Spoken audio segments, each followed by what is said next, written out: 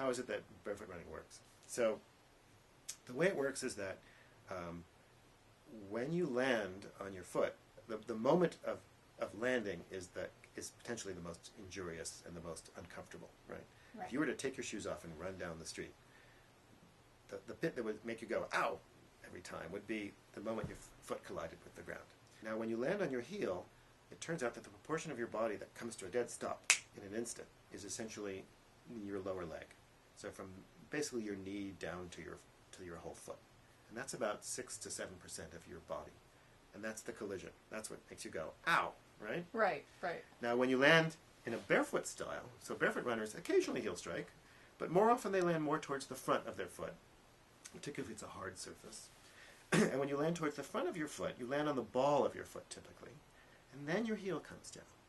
So that the initial portion of your body that comes to a dead stop is actually just your foot.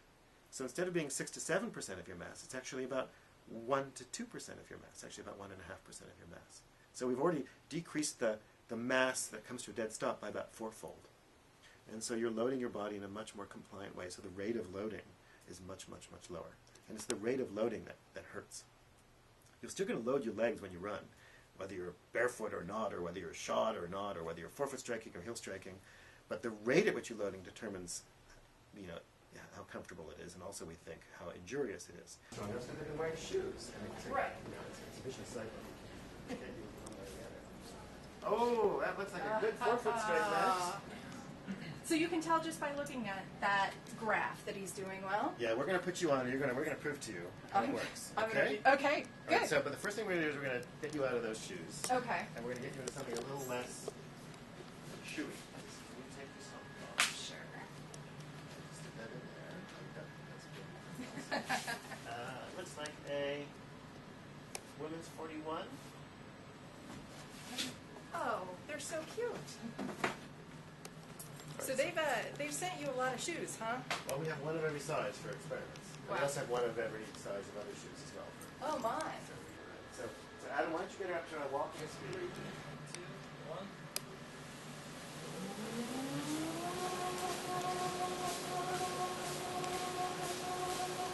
We've had some runners on who've never been on a treadmill, and that's funny. Oh.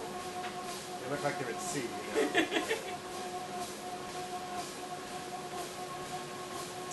We'll see what she does. Just run the way you want to run. Okay. There you go. All right. 2, 1.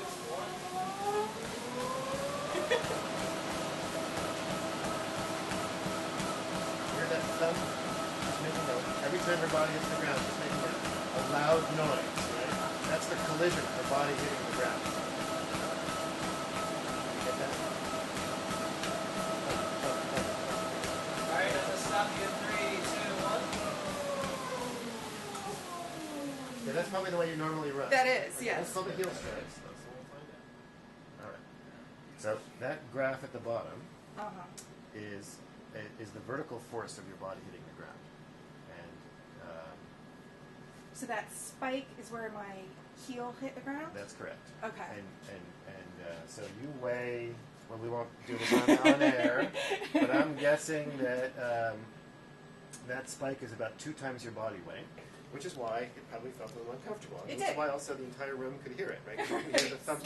Slap. And that's why if you're going to do that, you want a shoe, because the shoe does is that it takes that rate of loading. It doesn't get the amount of loading. It doesn't make it any difference, but it slows the rate of loading enormously. Okay, and now let's look at the video now. So this is you running. And this is now 5. Then just right after that, then there comes on the rest of your foot. And you can see the force going through my foot. I mean, that's. Oh yeah, you can watch the flesh rise to your head, right? and we can actually put sensors on people's heads, and it takes about 7 milliseconds for the force to get from your heel to your head. Wow. You can measure that shock wave traveling all the way up your body. Right. And it is a shock wave.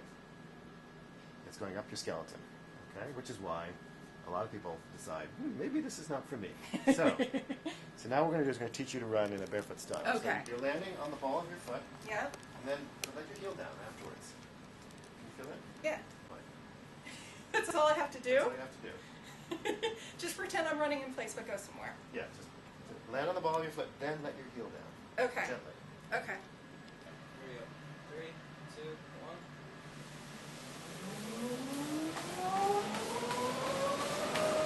Great job. You did it right. Yes. Great job. See how much quieter that is? It feels fun too. Keep going and we'll stop it.